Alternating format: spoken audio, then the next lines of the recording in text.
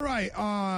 So I'm sure everybody had their phone there. I'm sure everybody seen this video that Monique made. She actually made two videos. She had one in the car, and then she sat down and made another one from her hotel room in Jackson, Mississippi, when she was performing at Chuckles Comedy Club, wonderful comedy club chain. They have two, one in Memphis and one in Jackson, Mississippi, owned by my dear friend Prescott.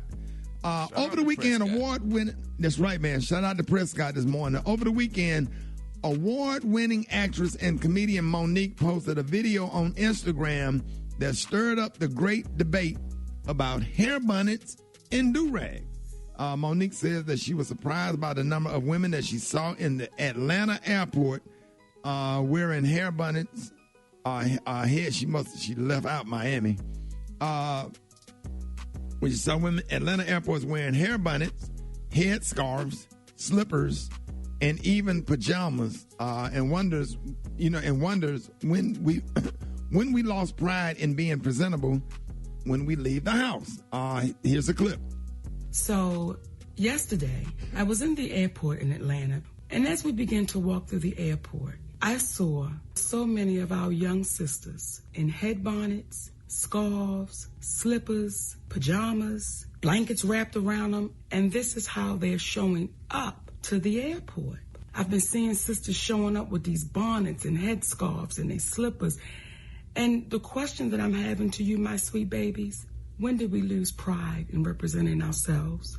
When did we step away of let me make sure I'm presentable when I leave my home, so that if I'm out in the street, I look like I have pride in myself? And I'm not saying no full face of makeup. I'm not saying no full front lace frontal. I'm not saying none of that. All I'm saying is, could you please comb your hair? And if you don't want to comb your hair, they got enough out here now, baby, where you can style yourself up and look like you have pride. I'm not saying you don't have pride, but the representation that you're showing, someone would have to ask you to know that you had it. Represent you with pride, my babies. And that may be a part of us helping our community. Because if you look like you don't give a damn, how you going to be treated? And queens don't walk around with bonnets and headscarves and slippers and pajamas. That's for the house. When you go outside, represent you, baby, like you are worthy and you deserve the title of Hey Queen.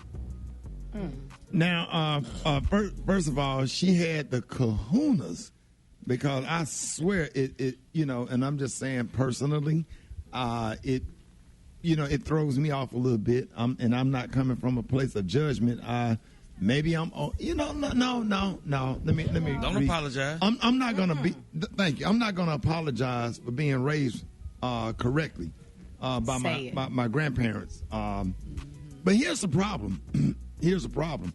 The problem is when you get to a point where you can't be critiqued by anyone, then you're really lost, because you don't know what to do.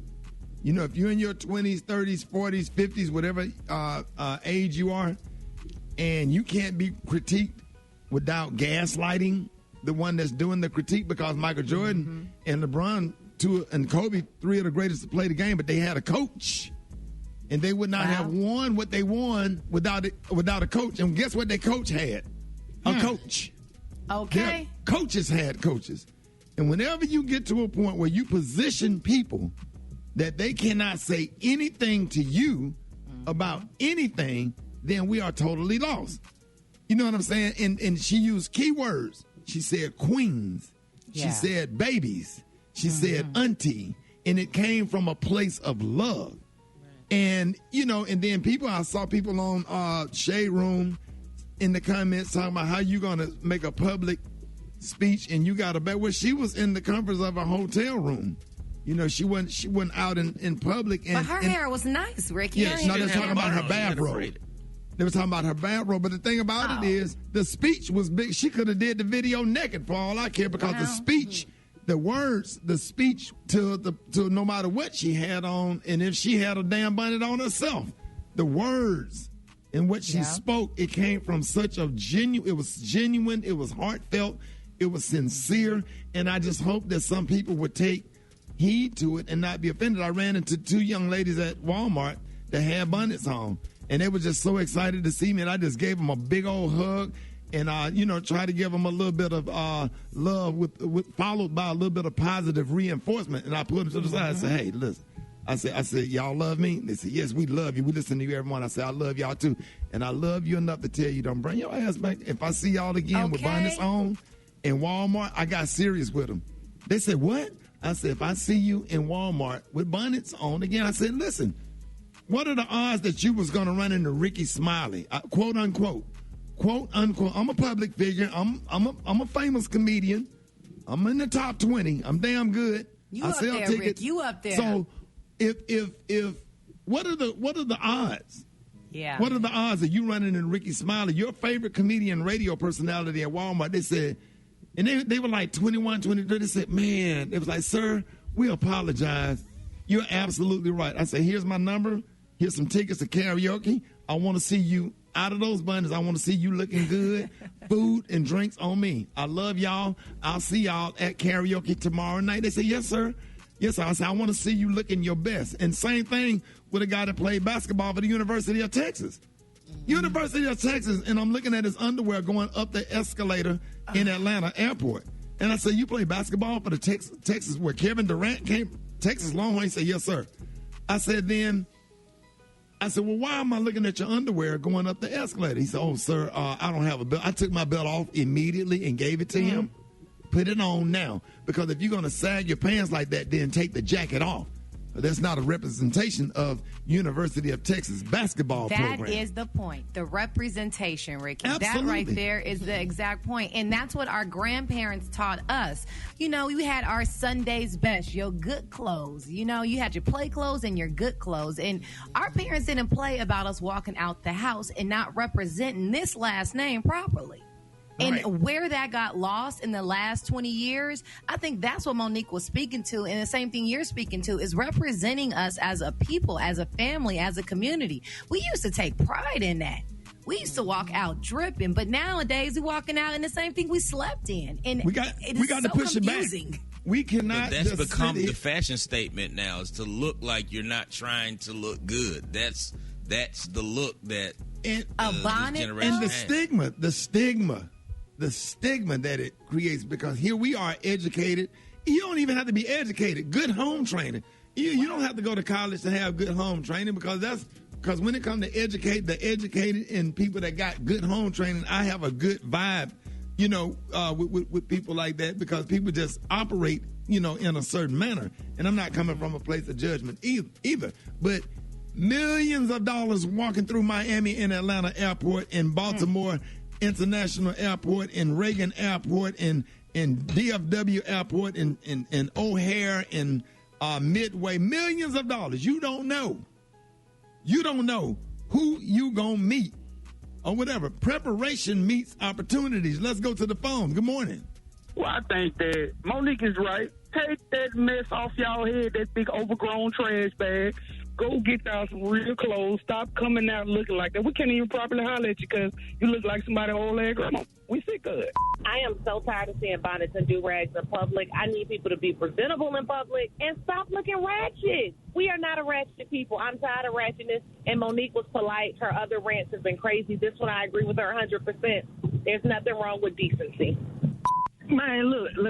You need to, get your hair straight before you leave the house. I'm tired of seeing all these bonnets out. They don't be matching what you got on, and they stink. Y'all don't wash them bonnets, man. What's the problem with it? Real talk. Make sure you got your hair did. The place in Tampa that is inside your house, inside your bedroom. I always say do not walk past the front door with your pajamas, bonnet, or slippers on. I tell my daughter all the time, don't even go to the mailbox. Don't walk out my door with no bonnet on your head. Wow. There you go. Wow. How do you agree? Yeah. It's just time for decency, because sometimes I think we take things too far, and you just cannot allow this council generation to train you and to condition you not to say anything to them or say anything about anything. And that's what's happening. Yeah. We are starting to become conditioned not to say anything about anything, because yes, It might not be your business, but it affect you, because when you're trying to blend in with other races, Asian people don't do it. The Nigerians walk around looking beautiful, looking like the queens that they are. Come on, Rick. The Iranians or whatever, in different ones or whatever. Why are we on the only race of people doing stuff like that? And then we ain't gonna just do the women, the men too. Walking through Atlanta airport, sitting over there, your pants pulled all the way down for what? And with tank tops on Rickey, in public. It's that do-rag, because it's as bad as a bonnet. Right. It stinks also, and you need that at home. If your waves aren't there, then they're not going to be there. Okay. Yeah, that used to be a trend back in the day, but the trend has passed. It was And a the tank 90s. top is not a shirt. No, we couldn't. Yeah. It's called an undergarment. Yeah. Now, if that tank top don't say Chicago Bulls or Utah Say, ain't no Jazz jersey. or Miami Heat, There you go. Yes. you know what I'm saying? Or Atlanta Hawks, Falcons, same thing. I think they use the same players. Or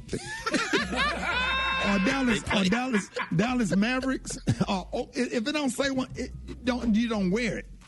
And I don't care. Here's the thing, and I'm not trying to tell nobody how to be. I'm just telling y'all, young adults, to teach your kids this, man. Man, don't. You don't have to bring the hood everywhere. I dare you to be different. I dare you to be unique. I dare you to be classic. I'm gonna post a picture of my grandparents at the club in the 50s. I'm gonna post that picture of my grandparents and show you how our ancestors used to get down. Man, we are black, we are beautiful, and we are proud. And let's just take pride in ourselves, because you don't know who you're going to meet, man. Somebody give you a business card that'll add a couple of zeros to your income. Well, Telling you, man, sit down and listen to folks. Man, one day, I'm going to sit down and have this conversation with y'all on the air. Kim, make a note of this. And I'm going to tell y'all how one critique changed my life. And I had a real big fight with a mentor. And I didn't really fight, but I was just pushing back a little bit. Because, you know, I'm proud. I have my little ego. But, man, when I tell you I got put in check and it paid off because I listened. So I'll tell y'all about that one day this week. We're going to fit it into the schedule. And I really want you to listen to it, because it really changed my life.